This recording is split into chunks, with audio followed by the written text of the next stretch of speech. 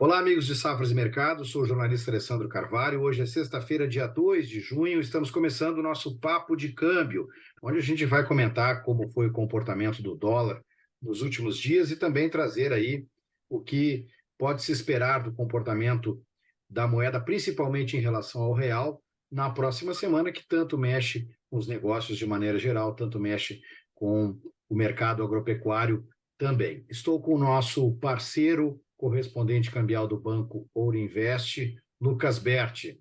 Bom dia, Lucas, tudo bem? Bom dia, Alessandro. Como vai? Tudo bem? Tudo certo por aí? Tudo tranquilo. Lucas, antes de mais nada, digo a você que não se inscreveu ainda no nosso canal no YouTube, Safras TV, inscreva-se, ative as notificações. Todos os dias temos materiais novos para vocês. E em safras.com.br, conheça a plataforma de Safras, todas as informações do agronegócio estão ali, cotações, análises, nossa agência de notícias. Inclusive, vamos compartilhar uma tela pequena, apenas uma tela de tantas que temos sobre o comportamento do dólar, como foi nos últimos dias, você vai poder ver um pouquinho dessa nossa plataforma.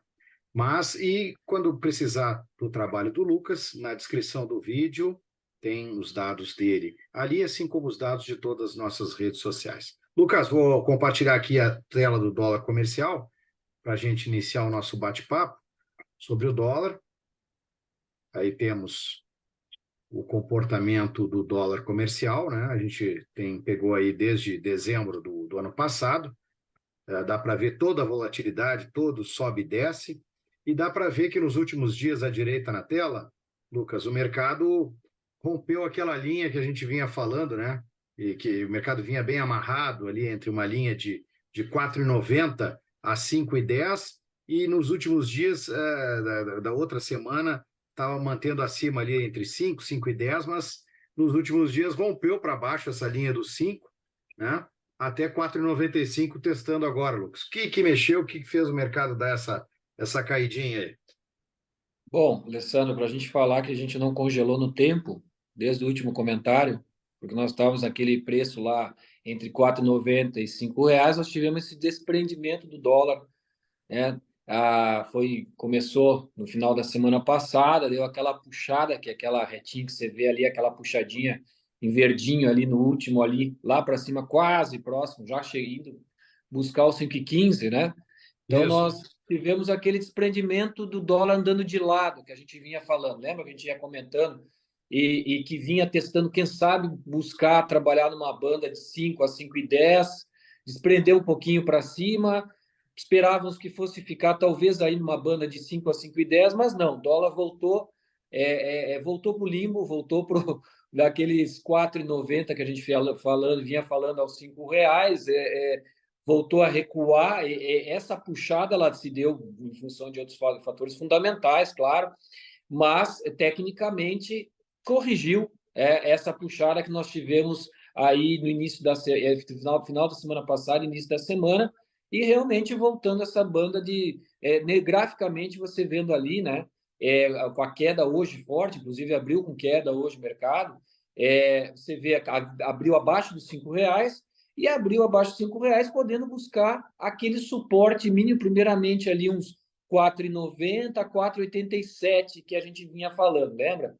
E isso aí, devidamente, óbvio, a gente vai falar sobre isso daqui a pouco, mas tecnicamente, se a gente olhar nesse curto prazo das últimas semanas, mas o dólar continua nessa reta entre um topo de 5,10 a uma mínima de 4,87 a É. 4,90 ali, né? Dá para dizer, né, Lucas, ali, ó, se a gente pegar esse movimento aí desde metade ali entre abril e maio, né, e pegar o topo lá daquele mercado, que na verdade atingiu o topo desse período que eu estou falando, nesses últimos dias ali, eu acho que foi 5,13, né, de máximo. Mas se a gente for pegar, na verdade, o mercado continua preso naquela faixa ali, né? De 5,13 até 4,87, de 4,87 até 5,13, digamos assim. Não fugiu muito, deu essa subida ali, né, nos últimos dias e depois desceu. Pode ter parecido muito abrupto esse movimento, mas é um movimento que mantém um cenário. Se a gente pegar uma fotografia mais ampla, mantém um cenário, né? Exato. Se você perceber, quando ele rompeu para cima, ele veja que ele fechou aquele gap ali, né? Entendeu? No início ali no mês de abril, mais ou menos, tem aquele gapzinho. Ele fechou nos últimos dias o gap para cima. Só que ele não se consolidou. Foi um movimento momentâneo.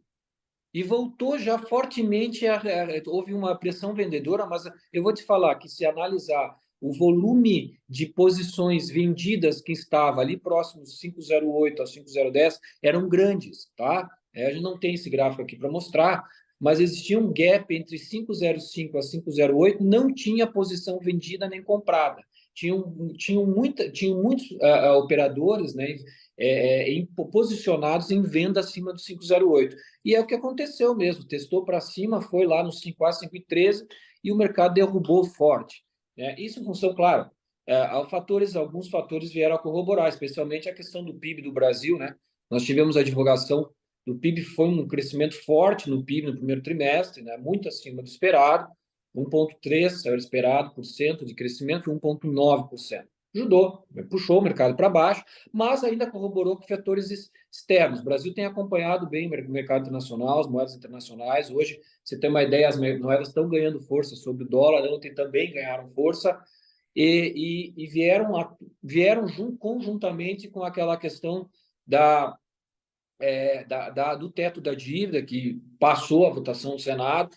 Então, o mercado já agora um pouco mais com clareza consegue entender o que vai acontecer, porque havia aquele risco de default na economia norte-americana, tudo isso ajudou, deu uma arrefecida na tensão, e isso ajudou, obviamente, o técnico. Então, o dólar caindo bem, já uma situação um pouco mais tênue em relação àquela tensão que se criava, inclusive, talvez de Estados Unidos também elevar juros no próximo relatório. Essa discussão ainda está em aberto. Né? A gente não sabe ainda se eles vão elevar um pouco mais os juros, porque nós temos aí uma situação que é o quê? Economia alguns indicadores norte-americanos mostrando que houve um percentual acima do esperado no desemprego, né? Mais gente desempregada nos Estados Unidos, né? Isso pode ser também um fator interessante para, digamos, parar um pouco, frear um pouco a atividade industrial dos Estados Unidos, mas ao mesmo tempo aumentar esse número de disponíveis de vagas de emprego, né? Tivemos hoje de manhã essa divulgação. Então, isso aí, esses dados, eles ficam muito conflituantes, ok? Então, o técnico acaba imperando, porque foi uma alta exagerada, né? O dólar veio a corrigir e agora, se vir buscar o 488, 487, 488 ali na mínima mesmo, que a gente olhar, tem um 490, um pouquinho para baixo, ele pode ir a 487, 488. Se vier romper para baixo, eu acho que vai ser momentâneo. Essa é a minha opinião. Como ocorreu na alta, parece que esse dólar quer ficar mesmo nessa banda aí que a gente tem falado. Então, nós vamos continuar congelado no tempo aí, por um tempo, sabe? Falando de dólar. Tu sabe que eu até comecei falando que o mercado tinha dado uma desprendida, mas eu quis dizer assim que no curtíssimo prazo, pegando principalmente esses últimos três pregões, o mercado deu uma fugida, né? Deu aquela testada lá em cima no 5,13 e na queda aí chegou até 494, 493. Mas é como a gente está dizendo ali, pegando a fotografia um pouco maior, é mais do mesmo, né? Só teve essa oscilação muito brusca de um dia para o outro. Tem esse fator externo, né? A questão americana, teto de dívida, questão também notícias da Europa também tranquilizaram um pouco o mercado e trouxeram essa pressão para baixo do dólar.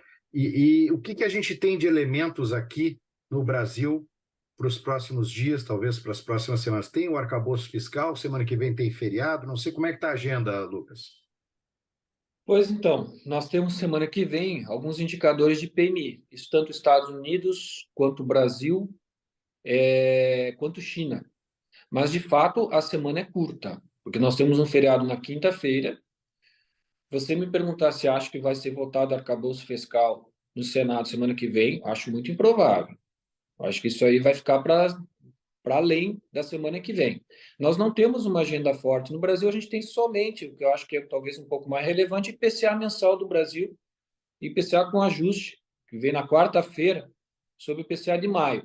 Tá? Pode mexer um pouquinho com o mercado, mas não tem fatores tão relevantes. Tem os PMIs, que eu te falei, né? Esses PMIs de importantes países, inclusive eu quero salientar, você falou os dados da Europa, salientar sobre os dados da China, vier, PMI da China, os últimos publicados vieram bem fortes, muito acima do esperado, então corroboraram também com um sentimento positivo no mercado, certo? E quando tem sentimento positivo no mercado, o que o pessoal faz? Vai para os mercados de risco, né? A aversão a risco fica menor. Então, isso aí ajudou. Eu acho que, se a gente parar para pensar, você falou dessa banda aqui que nós estamos trabalhando, né, que está mais do mesmo, concordo. Me parece que até a próxima vez que nós fizermos a análise aqui sobre o dólar, não creio que vá fugir muito dessa banda. Não tem muita razão para fugir muito disso. Então, eu acho que é um mercado hoje. Eu diria o seguinte: eu acho que hoje, para quem vai comprar, dólar é interessante, né? Se você é um comprador de dólar, posição de carteira, fazer hedge, hoje eu acho que nesse momento vale a pena. Para mim, entre R$ 4,90 e R$ 5 ou até abaixo disso, claro, sempre, eu seria sempre comprador. Aliás, uma coisa que é bom a gente colocar aqui, só para a gente finalizar até um pouco a parte fundamental de indicadores, foi a pesquisa Focus, de novo, revisando os dados, né? A pesquisa Focus, tu sabe, Alessandro, é uma mediana traçada pelos bancos, né? Principais bancos do país, falando especificamente de indicadores e da própria taxa cambial para o ano. Fizeram uma revisão novamente, agora 5,11, então já baixou bastante, você veja, né? Então, quando os bancos estão baixando muito a previsão para o final do ano o câmbio, isso acho que corrobora para que o dólar também perca força. Foi buscar aquele 5,13. Pô, mas o Fox está falando um pouco nisso. Normalmente corrobora. Eu vejo assim, que eu tenho observado os meus anos de câmbio, é que normalmente a pesquisa Focus ela joga uma estimativa muito mais, um pouco acima sempre do que o dólar está trabalhando, entendeu? Sabe? E aí o que acontece? No final do ano regula, normalmente. Mas quando eles fizeram uma revisão já faz umas 3 semanas que eles vêm revisando, eles saíram de 5,25 para 5,11. É significativo. Tá? Você vê, eles revisaram o PIB para cima, eles revisaram o IPCA para baixo, mantiveram a taxa Selic em 12,5 prevista para o ano. Importante falar isso. Também não acho que a taxa Selic vai ser cortada não sei nem se vai ser 12,5 para o final do ano. Até porque a gente deve lembrar o seguinte: se o BC começar a cortar juros e nos Estados Unidos os juros continuar subindo, né, revisar para cima, nós vamos ter um apertamento do quê? Da distância um pouco, né? Estados Unidos sobe, né? Brasil recua. O que acontece? Isso é altista para o dólar, tá? Então, se isso acontecer nos relatórios, acho que pode ser que o dólar consiga ganhar um pouquinho de força. Essa é a minha conclusão. Agora, para os próximos dias, eu vejo o mercado mais ou menos nessa banda aí mesmo. Talvez se testar uma mínima e romper para baixo, vai ser momentâneo. E se É. testar para cima, Essa amanhã. questão, é bom a gente explicar que talvez alguém esteja assistindo e não compreenda essa questão dos juros, né? Essa diferença entre juros que tem do Brasil, Estados Unidos, ou Brasil e qualquer outro país, quando o outro país sobe os juros em relação ao nosso, né? Acaba se tornando mais atrativo para investimentos, né? Em dólar, e aí acaba saindo o dólar daqui para ir para outro mercado, e isso acaba enxugando a moeda americana no nosso mercado e, naturalmente, há uma pressão de alta nos preços. No contrário, quando o Brasil eleva, né, sua taxa de juros, isso acaba atraindo investimentos em dólar, tem mais dólar circulando aqui e, naturalmente, isso traz uma pressão de baixa. É mais ou menos isso, né, Lucas?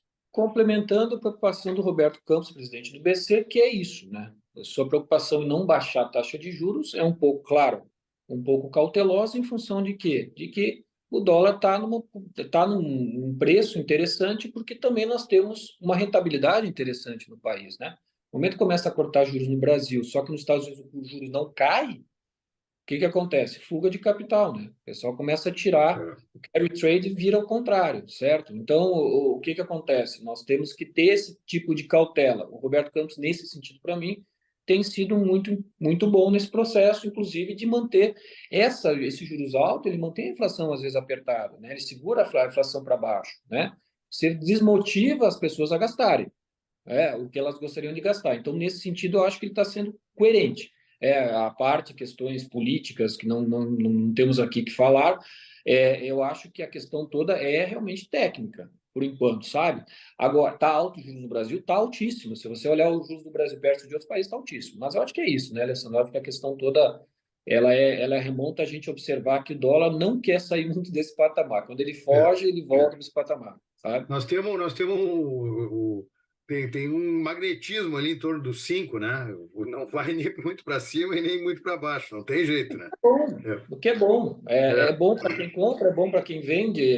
Hoje, para quem testou, quem sentiu o dólar quase no 6, na hora de comprar dólar, ter que fazer pagamento para fora e posicionar, inclusive, hedge. Claro que nessa época nós tínhamos Selic quase a 2%. Você fazer hedge a 13,5%, 13,75% ao ano, é caro o dólar, né? Você pega. Agora, a hedge que eu falo é aquelas travas futuras. Não sei se você mesmo está familiarizado com isso, né, Alessandro? No próprio café, o pessoal sim, faz muito. Café, sim, soja, sim. o pessoal faz muita posição, né? De hedge. Hoje não é barato você fazer um hedge como era quando a Selic estava 2 a 4%, né? Era muito bom você posicionar. Só que naquela época nós tínhamos dólar 5,50, 5,80, chegou, né? Então, isso aí, isso de fato, hoje, dólar R$ 5, é bom para o comprador. E para o vendedor, se ele está com temor de que vai cair mais, o que eu acho improvável cair muito, muito dólar, né? Eu acho que está num patamar mais ou menos, digamos assim, de estabilidade, né? Seria assim, tanto para a nossa balança também comercial, eu acho que é interessante esse patamar. Para nós, nós brasileiros consumidores, é caro o dólar R$ 5? Sim, é caro o dólar, mas ele se regulou, ele já estava pior, né? Já foi mais alto. Então, acho que está numa posição aí de equilíbrio. E realmente me parece que não quer sair dessa banda aí. E os fundamentos também não estão assim. Uma hora a gente recebe fundamentos que são muito negativos, hora a gente recebe fundamentos, como uma vez essa semana, que fez com o dólar cair, em toda uma conjuntura positiva, né? Beleza, Lucas. Muito obrigado. Fique ligado em safras.com.br. Ali também tem os contatos do Lucas, se você precisar dos serviços dele, de correspondente cambial. E vamos nos falando, Lucas. Até a próxima.